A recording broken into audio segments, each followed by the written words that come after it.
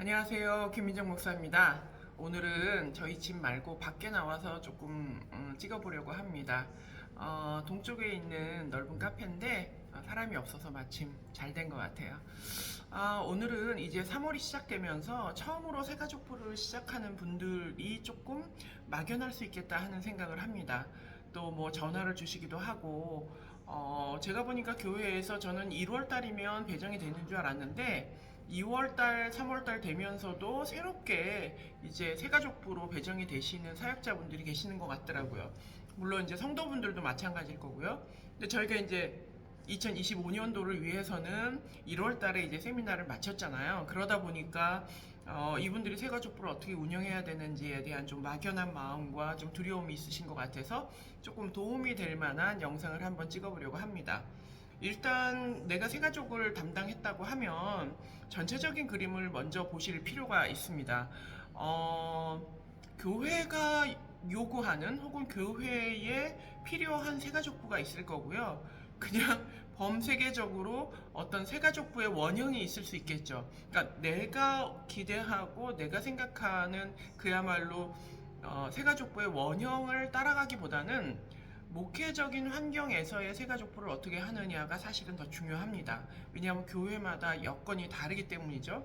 어떤 교회는 기존 신자를 받지 않고 초신자만 받는 교회가 있다면 그 교회는 초신자를 위한 훈련과 교제와 또 그런 대상들, 바나바들을 뽑는데 치중을 해야 될 거라고 생각을 하고요. 그렇지 않고 일반적으로는 우리나라의 대부분의 교회는 사실은 기존 신자들의 이동이 훨씬 더 많습니다. 80%에서 90%에 육박할 정도로 혹은 또 그 이상 될 수도 있을 만큼 기존 성도들의 새가족이 많기 때문에 그거를 너무 비관적으로 생각하실 필요는 없는 것 같아요. 그게 이제 우리가 처한 현실이니까 그것을 받아들이고 일단 우리 교회 안에 작년에 새가족부가 어떤 구성으로 왔는지를 좀 데이터를 살펴보실 필요가 있어요. 작년 1년 동안 몇 명이 왔는지를 보시고 또 몇 월 달에 몇 명이 많이 오고 적게 오고 이 어떤 그래프가 있을 거잖아요. 그걸 한번 면밀히 보시면 무엇을 준비해야 되는지가 훨씬 더 선명하게 드러날 수 있습니다. 예를 들어서 1월 달에 이동이 대체로는 많죠. 그러니까 1월 달에 이동이 많은 경우에는 그 1월 달 이동을 위해서 뭔가 준비를 해야 되겠고 혹은 또 3월이 될 수도 있고 만약에 무슨 새생명 축제라든지 뭔가 전도 집회라든지 그런 것들을 할 때 조금 더 새신자가 늘어날 수 있죠. 그럴 때는 그 늘어나는 인원을 소화하기 위하여서 봉사자나 교육 프로그램이나 이런 것들을 조금 더 면밀하게 준비할 필요가 있습니다. 그래서 짧게 보지 말고 길게 2025년 1년을 그 개월수에 따라서 어떻게 작년이 진행됐는지를 보면서 예상할 필요가 있고 또 올 25년도에 교회가 지향하는 바가 무엇인지에 따라서도 새가족 교육이 조금 더 달라질 필요도 있습니다.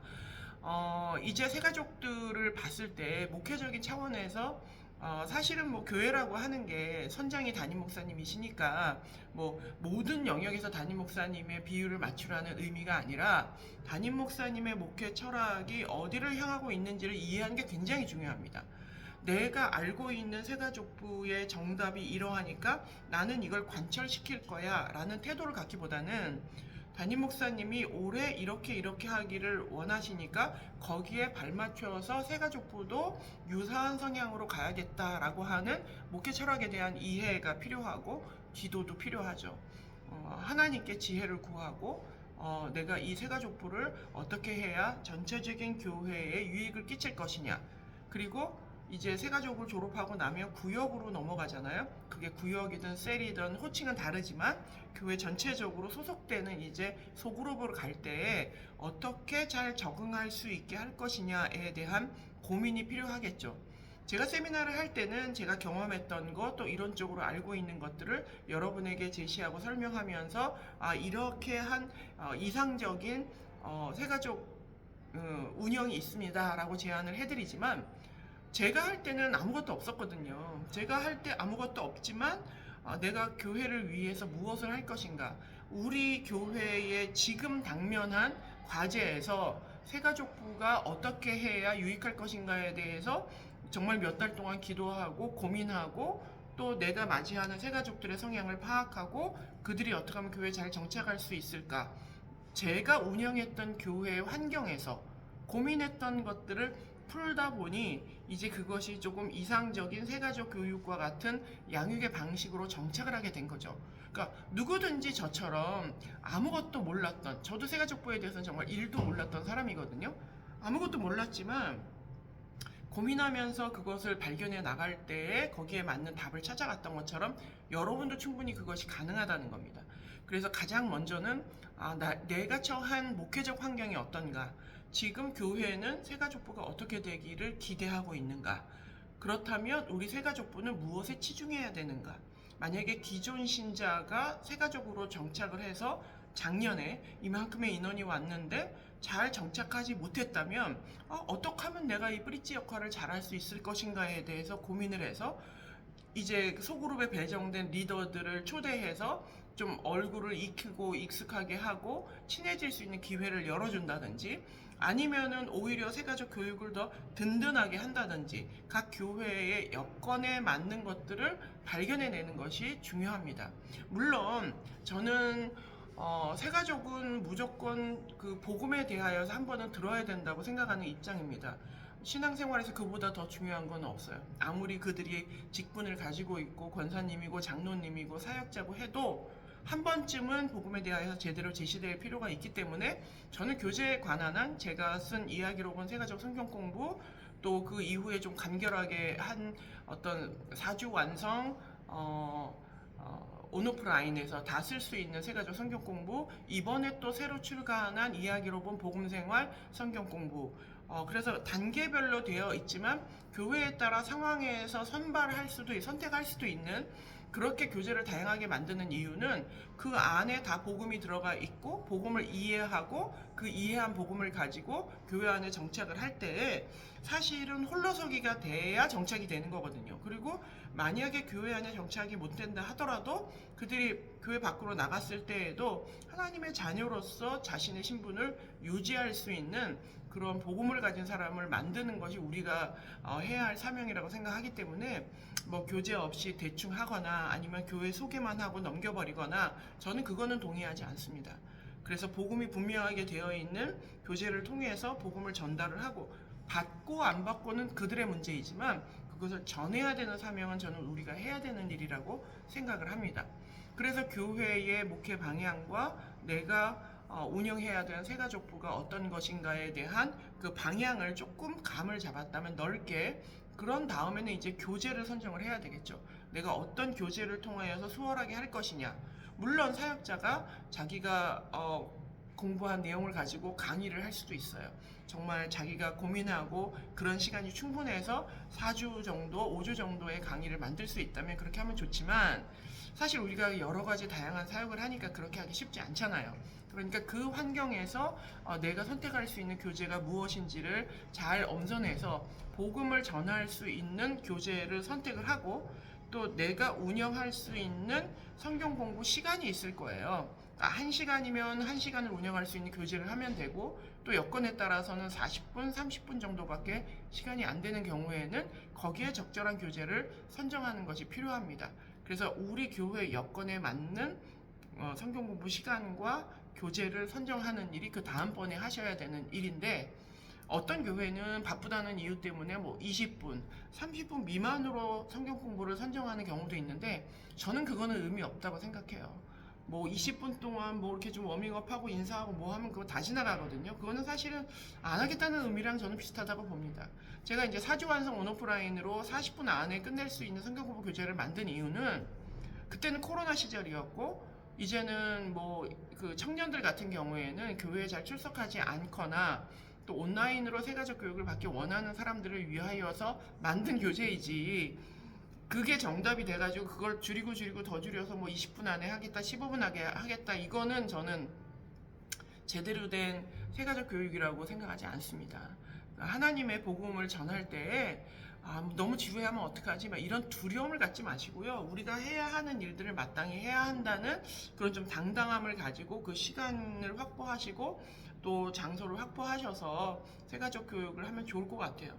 교회마다 새가족부실이 있는 교회도 있지만 없는 교회도 많을 거예요.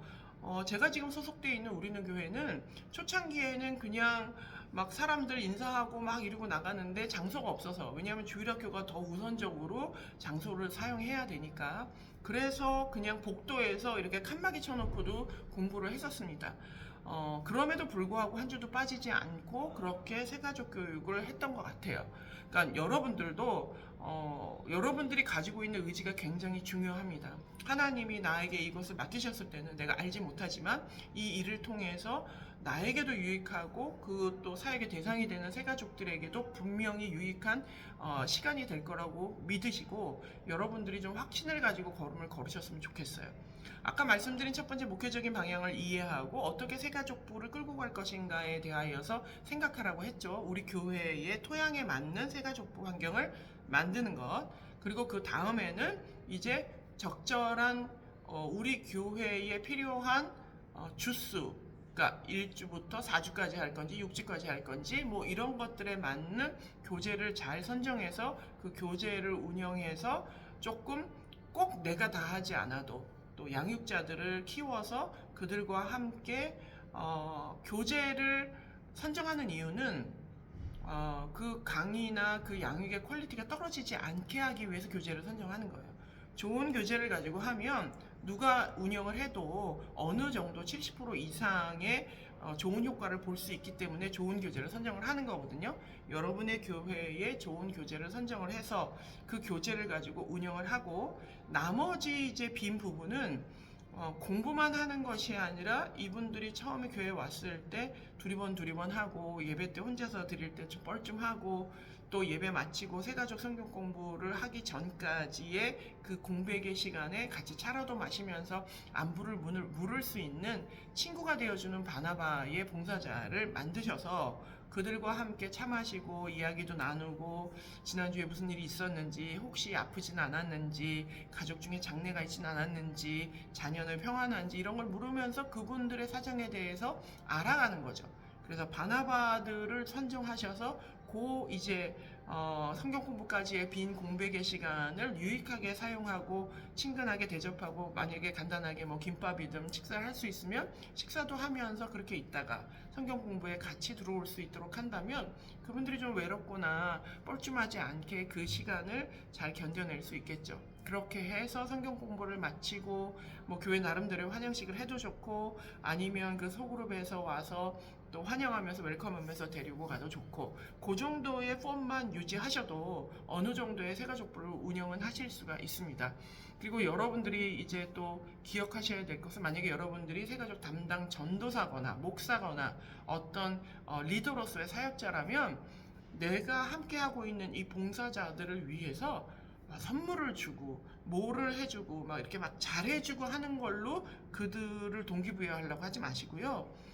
이 일이 얼마나 의미 있는 일인지에 대하여서 경험할 수 있게 하고, 그 일을 했을 때 집사님 덕분에 이분이 4주 동안 성경 공부도 잘 마치고 잘 정착했습니다라고 하는 보람을 더 많이 심어줄 수 있는, 물론 이제 한 텀이든 두 텀이든 운영이 된 다음이겠지만, 그래서 함께 기도하고 함께 조금 우리 입장에서 사명감을 좀 고치시키고 싶으실 거예요. 그런데 그거를 억지로 새가족에 대한 사명감을 고치시키는 것보다는, 물론 한 영혼에 대한 사랑을 강조하고 하는 거 중요하지만 너무 그렇게 되면 오히려 어색하고 부담스러울 수 있어요.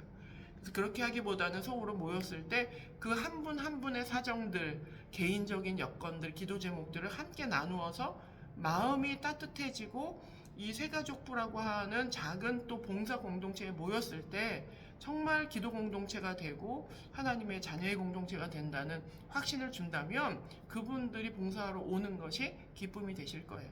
그것은 교회가 어떤 형태이든지 성경 공부 소그룹도 있고 봉사의 소그룹도 있고 구역이라는 소그룹도 있잖아요. 근데 어떤 형태든지 하나님이 그렇게 소그룹 불렀을 때는 그냥 일만 시키려고 부르지는 않으셨거든요. 그러니까 그것을 일에 집중하기보다는 그 한 사람 한 사람에게 관심을 갖는 모습을 보여줄 때 그걸 보고 한 사람에게 관심을 받는 게 이런 거구나 라고 이해하게 하는 것이 훨씬 더 좋다는 거죠. 그게 여러분이 새가족 리더가 되는 비결이라고 저는 생각하고 저도 그렇게 했었습니다. 이제 조금 두려운 마음을 내려놓으시고 목회적인 방향과 또 올바른 교제를 선정하시고 또 그분들 새가족들이 이 교육을 마치는 기간 동안에 있는 빈틈들을 어떻게 우리가 좀 배려해서 지루하지 않고 유익한 시간으로 만들어서 잘 마칠 수 있도록 돕는지에 포커스를 맞추셔서 또 여러분의 봉사자들의 공동체와 함께 기도하고 그 한 사람 한 사람을 일꾼이 아니라 그냥 한 존재로서 사랑하면서 대하신다면 여러분이 생각합니다 훨씬 더 빨리 공동체로서의 사랑과 어떤 결집력이 생길 거라고 생각합니다. 올 한 해도 새롭게 맡으신 여러분들에게 또 저도 기도로 응원을 하고 또 좀 댓글로 뭔가 궁금한 점 달아주시면 저도 성의껏 답변하도록 하겠습니다. 올해도 승리하시기 바랍니다. 감사합니다.